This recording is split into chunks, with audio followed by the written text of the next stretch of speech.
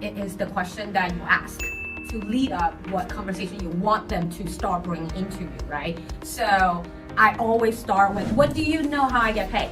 And then listen to them. Whether they say my mom say, my friends say, my colleagues say, just listen. They might say, I heard the settlement. Let them speak to us.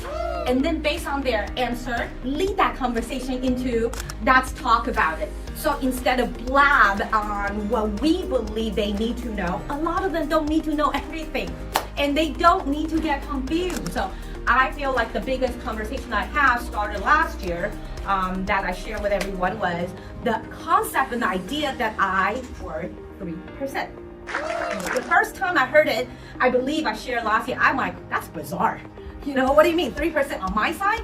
But then because that little seeds in my head, I start practicing it and talking to a lot of different buyers, it becomes smoother between the words and between the line, and then you will find your own style that it just come out naturally with confidence. This whole thing has made it a lot easier, to be honest.